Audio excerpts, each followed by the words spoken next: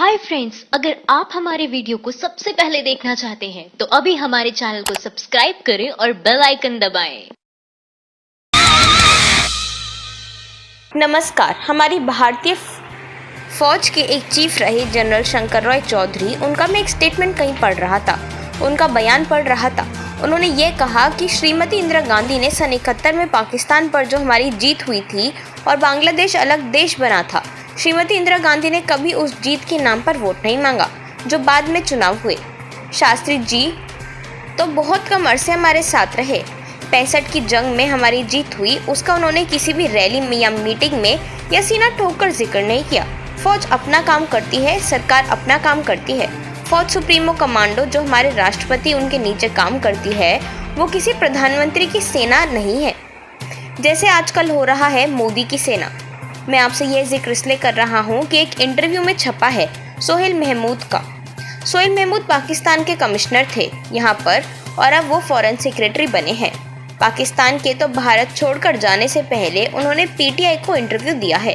उन्होंने ये कहा है कि भारत और पाकिस्तान के दरमियान गाली गलौज से दूर, भड़काने से दूर ये लफ्ज़ उन्होंने इस्तेमाल नहीं किए। उन्होंने ऑब्जेक्टिव नैरेटिव चाहिए, एक ऑब्जेक्टिव बातचीत चाहिए जो मतलब सीधी सादी बातचीत हो, मुद्दे पर हो, उसे कोई किसी और तरह और बाकी जिक्र ना हो, और तभी ये मुमकिन हो पाएगा। उनका यह भी कहना है जो डिप्लोमेटिक्स होते हैं, जो राजनीतिक रिश्ते होते हैं दूसरे देशों से, वो लगातार डायलॉग से, बातचीत से चलते रहते हैं।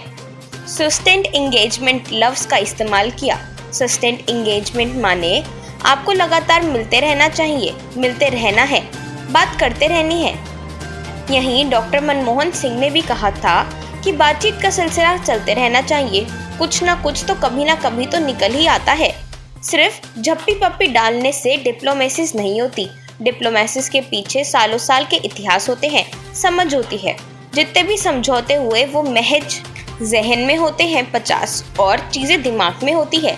ये सोहेल महमूद का कहना है। मैंने सोहेल महमूद का जिक्र इसलिए किया कि जैसे जैसे चुनावों का शोर बढ़ता जा रहा है और चुनाव हो रहे हैं, वैसे वैसे मैं देख रहा हूँ कि जीतने के लिए हिंदुस्तान की नहीं, हिंदुस्तान के हालत की नहीं, हिंदुस्तान के मुद्दों की नहीं, पाकिस्तान की ज़रूरत पड़ रही है। ऐसा क्यों हो रहा है? उन्होंने देखिए, मैं आपको कुछ उदाहरण देता हूँ।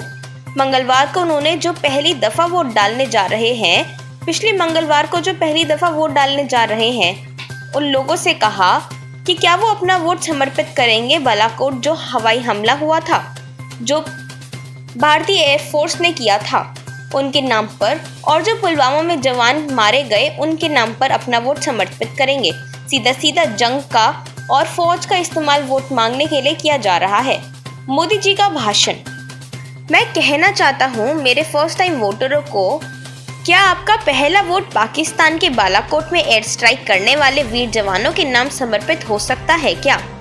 मैं मेरे फर्स्ट टाइम वोटर से कहना चाहता हूँ, आपका पहला वोट पुलवामा में जो मारे गए शहीद, उन वीर शहीदों के नाम पर आपका वोट समर्पित हो सकता है क्या?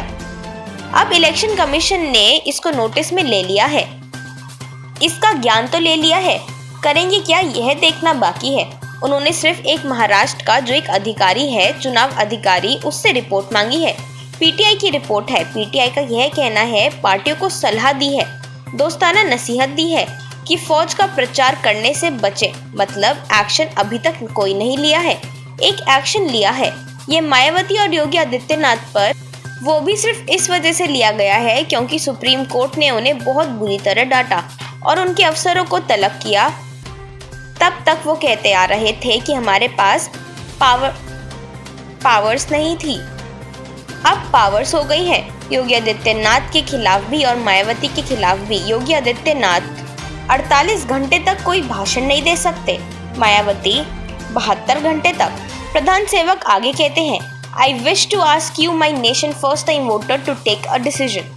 मैं आपसे यह कहना चाहता हूँ, मेरे देश में पहली बार वोट देने वालों को एक फैसला कीजिए।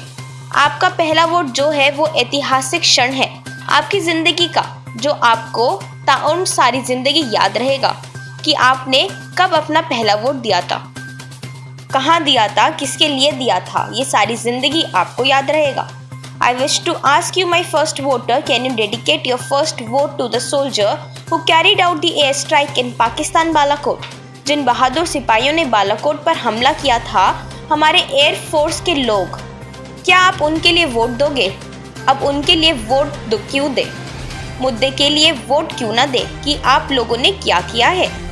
इस देश के साथ आपका जो जन प्रतिनिधि है उसकी परफॉर्मेंस पर क्यों ना वोट दें? आपका जो है उसकी परफॉर्मेंस पर पिछले 5 साल की कैसी रही उस पर वोट क्यों ना दें? क्योंकि पूरा चुनाव एक शख्स के इर्द गिर्द घूम रहा है, प्रधान सेवक नरेंद्र मोदी, कि आपकी परफॉर्मेंस को क्यों ना वोट दें, फौज को क्यों बीच में ला रहे हैं। इसलिए जनरल शंकर रॉय चौधरी ने कहा था कि इंदिरा गांधी ने कभी भी सन 71 की जंग के बाद बांग्लादेश के नाम पर वोट नहीं मांगे। शास्त्री जी ने भी सन 65 की जीत का जिक्र नहीं किया। उसके बाद यह भी हुआ, उन्होंने फिर पुलवामा का भी जिक्र किया। अब देखिए पुलवामा को हुए भी कितने दिन बीत चुके हैं, अभी तक की इंक्वायरी क्या कहती है? किसी को जिम्मेदार ठहराया गया या नहीं? सिक्योरिटी लैप्स क्यों हुआ? क्यों हमारे 40 जवान मारे गए? कैसे सुसाइड बॉम्बर आकर उनकी बस से टकराया? कॉन्वॉय की पूरी सिक्योरिटी क्यों नहीं थी? तो इधर उधर ना बात करके काफिला क्यों लूटा? महज ये जानने से गिला नहीं तेरे, यह भरी का सवाल है। तो चौधरी का सवाल है, जिन्होंने हमला करना था जयश्री महमूद हैं, उन्होंने जमा लिया, उन्होंने तो करना था। मुहुजा, उनसे शिकायत नहीं है, उनके मुकाबले क्यों नहीं हुआ? उनको रोका क्यों नहीं? मुझे राहत जानों से गिला नहीं, तेरी यह भरी तेरी चौकीदारी का सवाल है। और आप अपने नाम पर वोट मांग रहे हो, शहीदों की लाश के नाम पर वोट मांगना क्या जरूरत पड़ गई है? ऐसी की पाकिस्तान की जरूरत है। प्रधान सेवक को चुनाव जीतने की हर रैली में पाकिस्तान का जिक्र जरूर आएगा। फिर हिंदू मुसलमान की जरूरत है, जैसे पिछले दफे। अच्छे दिन आने वाले हैं, सबका साथ सबका विकास, smart cities, bullet train, make in India, skill India, उल जलूल अनाब वादे किए गए थे। इस दफे कहने को कुछ नहीं है, लहिजा वही हिंदू मुसलमान, शमशान, कब्रिस्तान और पाकिस्तान। अब पाकिस्तान आप खुद जाते। डॉक्टर मनमोहन सिंह इतने साल प्रधानमंत्री रहे, 10 साल एक दफे भी नहीं गए कि जब तक हालत सामान्य नहीं होंगे मैं अपने पैतृक गांव, जो मेरे पुश्तैनी गांव है, गाहा नाम है, मैं वहां भी नहीं जाऊंगा। एक दफे भी वो वहां नहीं गए। आप बिना बुलाए मेहमान बनकर चले गए और उसी के नाम पर वोट मांग रहे हैं। ये बहुत ज़रूरी है वोटर्स के लिए समझना कि पूरी नैरेटिव जो है चुनाव प्रचार का, वो कहाँ शिफ्ट हो रहा है। आंखें खुली रखिए। और अब हम जिक्र करेंगे आजम खां का। आजम खां यूपी के एक छोटे से पॉलिटिशियन हैं। वो कोई खान अब्दुल गफ्फार खान नहीं है, वो मौलाना अब्दुल कलाम आज़ाद नहीं है, वो डॉक्टर ज़कीरा हुसैन नहीं है। वो उत्तर प्रदेश के रामपुर के इलाके के छोटे से पॉलिटिशियन हैं जो समाजवादी पार्टी के साथ जुड़े हुए हैं। वो पहले भी चर्चा में रहे हैं अपनी गलत बयानी और उल जलूल बयानबाजी की वजह से। इस दफ़े भी इशारों में उन्होंने अपने खिलाफ जो कैंडिडेट हैं, जया भद्रा बीजेपी की कैंडिडेट है, उनको लेकर एक ऐसी बात कह दी है, एक ऐसा बयान दे डाला बगैर उनका नाम लिए। हम आपको वो दिखाएंगे जो उन्होंने बोला, लेकिन सबके सामने साफ था, बिल्कुल वैसे ही जैसे 6 दिसंबर 1992 को अटल बिहारी वाजपेयी की स्पीच थी कि मतलब ज़मीन तो समतल करनी ही पड़ेगी। मतलब पूजा के लिए और सुप्रीम कोर्ट ने हमें आदेश दिया है, इजाज़त दी है कि ज़मीन समतल करनी पड़ेगी। इसका क्या मतलब होता है? LK अडवाणी बोल रहे थे कि आज अंतिम कार सेवा है, आज अंतिम कार सेवा है। इसका मतलब क्या होता है? आप नाम नहीं ले रहे, लेकिन संदेश तो साफ जा रहा है सबके सामने। आप मूर्ख समझते हैं लोगों को। बिल्कुल इसी तरह आजम खान नाम लिए बगैर जयाप्रदा को उन्होंने जो स्टेटमेंट दी, बिल्कुल स्पष्ट साफ जाहिर है कि उन्होंने किसका जिक्र किया। पहले वो वक्तव्य सुन लीजिए। 10 बरस जिसने रामपुर वालों का खून पिया, लहू पिया, जिसकी उंगली पकड़कर हम रामपुर में लेकर आए, रामपुर की गलियां, रामपुर की सड़कों की पहचान करवाई, किसी का कंधा नहीं लगने दिया, उसके शरीर से आप गवाही दोगे। कंधा लगने नहीं दिया, छूने नहीं दिया, गंदी बात नहीं कहने दी। आपने 10 साल तक अपनी पढ़ती निवृत्त करवाया, मगर आप में और मुझ में क्या फ़र्क है? शाहबाद वालों, रामपुर वालों, यूपी वालों, हिंदुस्तान वालों, उसकी असलियत समझने में आपको 17 बरस लग गए। मैं 17 दिन में पहचान गया कि उसके नीचे को जो अंडरवेयर है खाकी रंग का है। मैं 17 दिन में पहचान गया। सन 2014 की शुरुआत में आजम खान जिक्र में तब भी आए थे जब उन्होंने कहा था कि उनकी कुछ भैंसें चोरी हो गई थी, तो उन्होंने पूरे के पूरे पुलिस के महटामी को भैंस ढूंढने में लगा दिया था। उसमें डीएसपी और जो तमाम सीनियर अफसर थे रामपुर के, उनको भैंसें ढूंढने के लिए लगा दिया।